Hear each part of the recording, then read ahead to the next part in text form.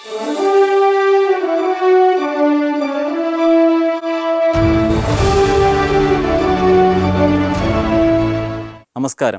15ാം കേരള നിയമസഭയുടെ 11ാം സമ്മേളന വിശേഷങ്ങളിലേക്ക് സ്വാഗതം. 11ാം സമ്മേളനത്തിൻ്റെ 9ാം ദിവസമായ ഇന്ന് വിശദമായ ചർച്ചകളാണ് സഭയിൽ നടന്നത്. ചട്ടം 130 പ്രകാരമുള്ള ഉപക്ഷേപത്തിന്മേലുള്ള ചർച്ചയും ധനാഭ്യർത്ഥനകളിന്മേലുള്ള ചർച്ചയും വോട്ടെടുപ്പും ഇന്ന് നടന്നു.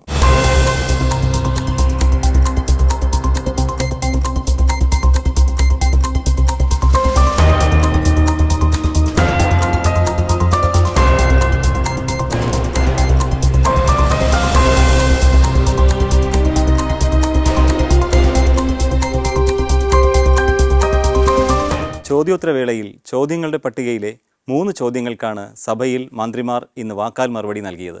കായൽ ടൂറിസത്തിന്റെ സാധ്യതകൾ, +1 അധിക ബാച്ചുകൾ അനുവദിക്കാൻ നടപടി, തിരുവനന്തപുരം നഗരത്തിലെ സ്മാർട്ട് റോഡ് നിർമ്മാണം എന്നിവ സംബന്ധിച്ച അംഗങ്ങളുടെ ചോദ്യങ്ങൾക്കാണ് ബന്ധപ്പെട്ട മന്ത്രിമാർ ഇന്ന് മറുപടി പറഞ്ഞത്.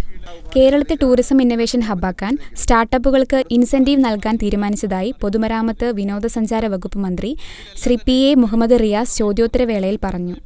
ചരിത്രത്തിൽ ആദ്യമായാണ് ഇത്തരത്തിലൊരു തീരുമാനം എന്നും മന്ത്രി അറിയിച്ചു. കേരളത്തെ ഒരു ടൂറിസം ഇന്നോവേഷൻ ഹബ്ബാക്കാൻ കേരള ടൂറിസത്തിന്റെ ചരിത്രത്തിൽ ആദ്യമായി സ്റ്റാർട്ടപ്പുകൾക്ക് ഇൻസെന്റീവ് കൊടുക്കുവാൻ തീരുമാനിച്ച വിവരം ഈ സഭയെ അറിയിക്കാൻ ഞാൻ ആഗ്രഹിക്കുകയാണ്. ടൂറിസം പ്രചാരണത്തിൽ മാർക്കറ്റിംഗിന് വലിയ പ്രാധാന്യമാണുള്ളത് എന്നും അദ്ദേഹം വ്യക്തമാക്കി. ടൂറിസം മേഖലയിൽ മാർക്കറ്റിംഗ് ഒരു പ്രധാനപ്പെട്ട ഘടകമാണ് സാർ. മാർക്കറ്റിംഗ് ഇല്ലാതെ ടൂറിസം മേഖല മുന്നോട്ട് പോകാനാകില്ല. പൊതുവെ മറ്റ് സംസ്ഥാനങ്ങളെ എടുത്ത് പരിശോധിച്ചാൽ നമ്മൾ മാർക്കറ്റിംഗിൽ അത്രത്തോളം ഇനിയും പണം ചെലവഴിക്കേണ്ടതുണ്ട് എന്നുള്ള അഭിപ്രായമാണ്. +1 പഠനം ആഗ്രഹിക്കുന്ന എല്ലാ വിദ്യാർത്ഥികൾക്കും പ്രവേശനം ഉറപ്പാക്കുമെന്ന് പൊതുവിദ്യാഭ്യാസ വകുപ്പ് മന്ത്രി ശ്രീ V ശിവൻകുട്ടി പറഞ്ഞു. ഇതിനകം ക്ലാസ് നഷ്ടമാകുന്ന വിദ്യാർത്ഥികൾക്ക് ബ്രിഡ്ജ് കോഴ്സ് നൽകി പഠന വിടവ് നികത്താനുള്ള സംവിധാനം ഒരുക്കും. +1 പഠനം ആഗ്രഹിക്കുന്ന എല്ലാ വിദ്യാർത്ഥികൾക്കും പ്രവേശനം ഉറപ്പാക്കും സാർ. ഇതിന്റെ അടിസ്ഥാനത്തിൽ ഇനിയിപ്പോൾ പുതുതായിട്ട് ചേർന്ന കുട്ടികൾ ക്ലാസ് നഷ്ടപ്പെടുമെങ്കിൽ ആ വിദ്യാർത്ഥികൾക്ക് ബ്രിഡ്ജ് കോഴ്സ് നൽകി അവർക്ക് പഠന വിടവ് നികത്തുന്നതിനുള്ള നടപടികൾ സ്വീകരിക്കും സാർ. മലപ്പുറം ജില്ലയിലെ സാഹചര്യം പരിശോധിച്ച് റിപ്പോർട്ട് നൽകാൻ സമിതിയെ നിയോഗിച്ചതായും മന്ത്രി വ്യക്തമാക്കി. നിലവിലെ മലപ്പുറത്തിന്റെ സാഹചര്യം പരിഗണിച്ച് പുതിയ താൽക്കാലിക ബാച്ച് അനുവദിക്കുക എന്നത് തത്വത്തിൽ അംഗീകരിച്ചു. ഇക്കാര്യം പരിശോധിച്ച് റിപ്പോർട്ട് നൽകുവാൻ 2 പേരടങ്ങുന്ന ഒരു സമിതിയെ നിയോഗിച്ചിട്ടുണ്ട്. തിരുവനന്തപുരം നഗരത്തിലെ സ്മാർട്ട് റോഡ് നിർമ്മാണത്തിനായി വ്യത്യസ്ത ടെൻഡറുകളാണ് നൽകിയതെന്ന് പൊതുമരാമത്ത് വിനോദസഞ്ചാര വകുപ്പ് മന്ത്രി ശ്രീ PA മുഹമ്മദ് റിയാസ് പറഞ്ഞു. പല റോഡുകളും യുദ്ധകാലാടിസ്ഥാനത്തിൽ പൂർത്തിയാക്കിയതായും മന്ത്രി അറിയിച്ചു. ആ കരാറുകാരനെ ടെർമിനേറ്റ് ചെയ്യുകയും വിവിധ റോഡുകൾ വിവിധ ടെൻഡറുകൾ നൽകുകയും ചെയ്തു സാർ.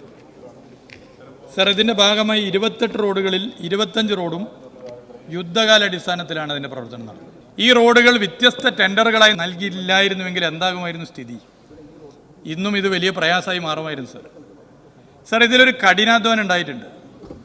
ഇതൊരു ടീം വർക്കിൻ്റെ ഭാഗമായി കഠിനാധ്വാനത്തോടു കൂടി നടത്തിയ ഇടപെടൽ തിരുവനന്തപുരത്തെ ജനങ്ങൾക്ക് അറിയാം സാർ. അവശ്യ സാധനങ്ങളുടെ വിലവർദ്ധനവുമായി ബന്ധപ്പെട്ട വിഷയം സഭാ നടപടികൾ നിർത്തിവെച്ച് ചർച്ച ചെയ്യണമെന്ന ഉപക്ഷേപത്തിന് മന്ത്രിയുടെ മറുപടിയുടെ അടിസ്ഥാനത്തിൽ സ്പീക്കർ അവതരണാനുമതി നിഷേധിച്ചു. ഓർഡർ റൂൾ 50 നടപടികൾ നിർത്തിവയ്ക്കുന്നതിനുള്ള ഉപക്ഷേപം പച്ചക്കറിയും പലവ്യഞ്ജനവും അടക്കമുള്ള ആവശ്യ സാധനങ്ങളുടെ വിലവർദ്ധനവ് മൂലം ജനജീവിതം ദുസ്സഹമായതായി പറയപ്പെടുന്ന സ്ഥിതിവിശേഷം ചർച്ച ചെയ്യുന്നതിനായി നടപടികൾ നിർത്തിവെക്കണം എന്ന ഉപക്ഷേപം പരിഗണനക്കെടുക്കണമെന്നാവശ്യപ്പെട്ട് സർവശ്രീ Shri Roji M John, PK Basheer, Mons Joseph, Anoop Jacob, Mani C Kappan, Shrimati KK Rema എന്നീ ബഹുമാനപ്പെട്ട അംഗങ്ങൾ റൂൾ 50 പ്രകാരം നോട്ടീസ് നൽകിയിട്ടുണ്ട്.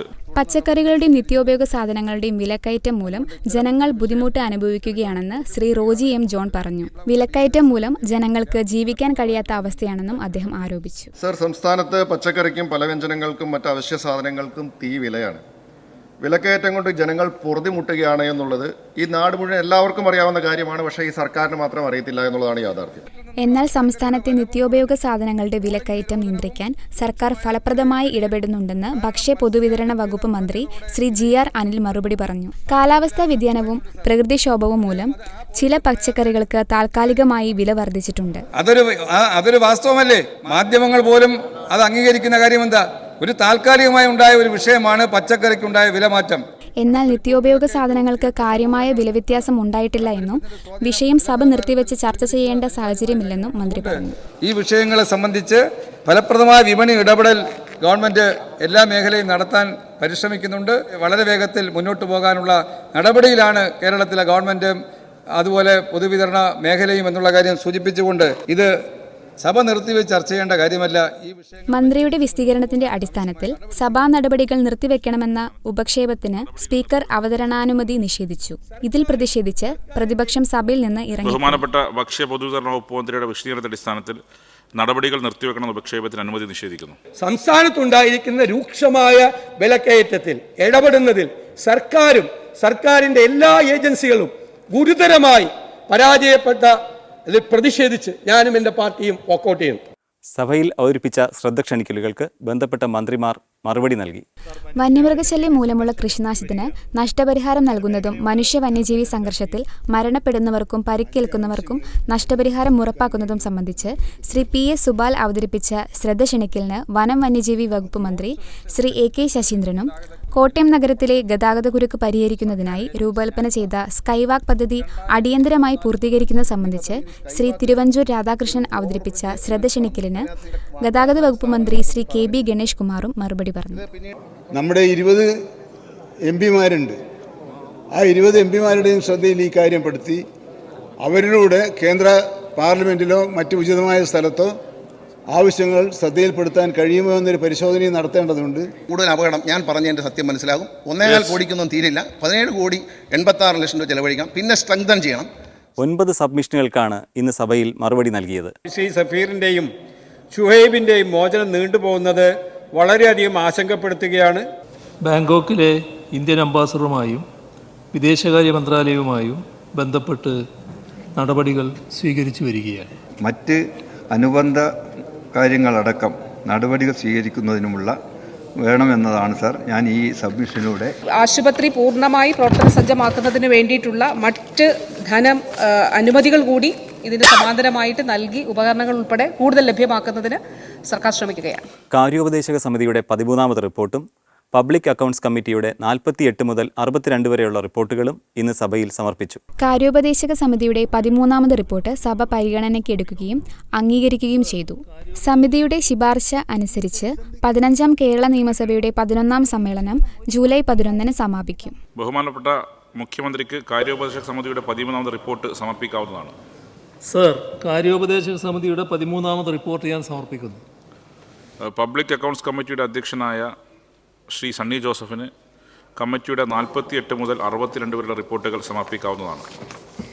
സർ, പബ്ലിക് അക്കൗണ്ട് കമ്മിറ്റിയുടെ 48 മുതൽ 62 വരെയുള്ള റിപ്പോർട്ടുകൾ ഞാൻ സമർപ്പിക്കുന്നു. ബഹുമാനപ്പെട്ട മുഖ്യമന്ത്രി, അങ്ങേക്ക് കാര്യോപദേശക സമിതിയുടെ 13ാമത് റിപ്പോർട്ട് അംഗീകരിക്കണമെന്ന ഉപക്ഷേപം അവതരിപ്പിക്കാവുന്നതാണ്. സർ, കാര്യോപദേശക സമിതിയുടെ 13ാമത് റിപ്പോർട്ട് അംഗീകരിക്കണമെന്ന ഉപക്ഷേപം ഞാൻ അവതരിപ്പിക്കുന്നു. ഉപക്ഷേപത്തെ പിന്താങ്ങേണ്ടതാണ്. ഉപക്ഷേപം പരിഗണനയ്ക്കെടുക്കുന്നു. കാര്യോപദേശക സമിതിയുടെ 13ാമത് റിപ്പോർട്ട് സഭ അംഗീകരിച്ചിരിക്കുന്നു. നീറ്റ് പരീക്ഷാ നടത്തിപ്പിലെ ക്രമക്കേട് മൂലം ഉളവായിട്ടുള്ള ഗുരുതരമായ സാഹചര്യം സഭ ചർച്ച ചെയ്യണമെന്ന ചട്ടം 130 പ്രകാരമുള്ള ഉപക്ഷേപം ശ്രീ M വിജിൻ സഭയിൽ അവതരിപ്പിച്ചു. ചട്ടം 130 അനുസരിച്ചുള്ള ചർച്ച ശ്രീ M വിജിൻ MLAക്ക് ഉപക്ഷേപം അവതരിപ്പിച്ച് സംസാരിക്കാവുന്നതാണ്. നാഷണൽ ടെസ്റ്റിംഗ് ഏജൻസി നടത്തിയ നെറ്റ് പരീക്ഷകളുമായി ബന്ധപ്പെട്ടുണ്ടാക്കിയ ഞെട്ടിപ്പിക്കുന്ന ക്രമക്കേടുകൾ ലക്ഷക്കണക്കിന് വിദ്യാർത്ഥികളുടെയും അവരുടെ കുടുംബാംഗങ്ങളുടെയും പ്രതീക്ഷകളും സ്വപ്നങ്ങളും തകർക്കുന്ന ഗുരുതരമായ സാഹചര്യം സംബന്ധിച്ച് ഈ സഭ ചർച്ച ചെയ്യണമെന്ന ഉപക്ഷേപം ഞാൻ അവതരിപ്പിക്കുന്നു. ഉപക്ഷേപത്തെ പിന്താങ്ങേണ്ടതാണ്. കേന്ദ്ര ഗവൺമെൻറ്റിന് കീഴിലുള്ള NTA ഭാഗത്തുനിന്ന് അതീവ ഗുരുതരമായ കൃത്യവിലോപവും ക്രമക്കേടുമാണ് ഉണ്ടായിട്ടുള്ളത്. 12 പേരാണ് ചർച്ചയിൽ പങ്കെടുത്ത് സംസാരിച്ചത്. ചർച്ചയിൽ ഉയർന്നുവന്ന അഭിപ്രായങ്ങളുടെയും നിർദ്ദേശങ്ങളുടെയും അടിസ്ഥാനത്തിൽ ചട്ടം 275 പ്രകാരമുള്ള സബ്സ്റ്റാൻറ്റീവ് മോഷൻ ഉന്നത വിദ്യാഭ്യാസ വകുപ്പ് മന്ത്രി ശ്രീമതി R ബിന്ദു അവതരിപ്പിച്ചു. സബ്സ്റ്റാൻറ്റീവ് മോഷൻ സഭ ഐക്യകണ്ഠേന പാസാക്കി. PG നീറ്റ് പരീക്ഷയുടെ കാര്യം കൂടി ഈ പ്രമേയത്തിൽ ഉൾപ്പെടുത്താം. ബഹുമാനപ്പെട്ട മിനിസ്റ്റർ PG നീറ്റ് കൂടി ഉൾപ്പെടുത്താമെന്ന് പറഞ്ഞിട്ടുണ്ട്. അതിൻ്റെ അടിസ്ഥാനത്തിൽ സബ്സ്റ്റാൻറ്റീവ് മോഷനെ പിന്താങ്ങേണ്ടതാണ്. ഈ ബഹുമാനപ്പെട്ട സാമൂഹിക നീതി വകുപ്പ് മന്ത്രി അവതരിപ്പിച്ച സബ്സ്റ്റാൻറ്റീവ് മോഷൻ അംഗീകരിക്കണം എന്ന പ്രശ്നത്തെ പ്രതികൂലിക്കുന്നവർ സബ്സ്റ്റാൻറ്റീവ് മോഷൻ സഭ ഐക്യകണ്ഠേന അംഗീകരിച്ചിരിക്കുന്നു. 2024-25 സാമ്പത്തിക വർഷത്തേക്കുള്ള ബജറ്റിലെ 17, 24, 29 നമ്പർ ധനാഭ്യർത്ഥനകളിന്മേലുള്ള ചർച്ചയും വോട്ടെടുപ്പും ഇന്ന് സഭയിൽ നടന്നു. 17 പേരാണ് ചർച്ചയിൽ പങ്കെടുത്ത് സംസാരിച്ചത്. ചർച്ചയിൽ ഉയർന്നുവന്ന വിഷയങ്ങൾ സംബന്ധിച്ച് ബന്ധപ്പെട്ട വകുപ്പ് മന്ത്രിമാർ മറുപടി പറഞ്ഞു. വിഷൻ 2026 വ്യക്തമായ കാഴ്ചപ്പാടോടെ നടപ്പിലാക്കി തുടങ്ങി എന്നുള്ളത് പ്രാധാന്യമുള്ള ഒന്നായി തന്നെയാണ് കണക്കുകൂട്ടുന്നത്. വിദ്യാഭ്യാസം, കായിക വിനോദം, കലാ, സംസ്കാരം എന്ന 17 നമ്പർ ധനാഭ്യർത്ഥനയുടെ പേരിൽ കാര്യവിവര പട്ടികയിൽ സൂചിപ്പിച്ച ലിസ്റ്റിൽ പ്രസ്തുത ധനാഭ്യർത്ഥനയ്ക്ക് നേരെ ഏഴാംകുളത്തിൽ കാണിച്ചുള്ള തുക 2024-25 സാമ്പത്തിക വർഷത്തെ ചെലവുകൾ പൂർത്തീകരിക്കുന്നതിന് അനുവദിക്കണമെന്ന ഉപക്ഷേപത്തെ അനുകൂലിക്കുന്നവർ യെസ്, പ്രതികൂലിക്കുന്നവർ നോ, നിഷ്പക്ഷത പാലിക്കുന്നവർ അബ്സ്റ്റെയിൻ എന്ന ക്രമത്തിൽ വോട്ട് രേഖപ്പെടുത്തേണ്ടതാണ്. Start polling. ഉപക്ഷേപത്തെ അനുകൂലിക്കുന്നവർ 80, പ്രതികൂലിക്കുന്നവർ 25, നിഷ്പക്ഷത പാലിക്കുന്നവർ 0. ഉപക്ഷേപം പാസ്സായിരിക്കുന്നു. ഗ്രാന്റ് അനുവദിച്ചിരിക്കുന്നു. നടപടികൾ പൂർത്തിയാക്കി വൈകിട്ട് 6:45 സഭ ഇന്നത്തേക്ക് പിരിഞ്ഞു. ഓർഡർ. സഭ ഇപ്പോൾ പിരിയുന്നതും നാളെ രാവിലെ 9 മണിക്ക് വീണ്ടും സമ്മേളിക്കുന്നതുമാണ്. ഇന്നത്തെ നിയമസഭാ വിശേഷങ്ങൾ ഇവിടെ സമാപിക്കുന്നു. നമസ്കാരം.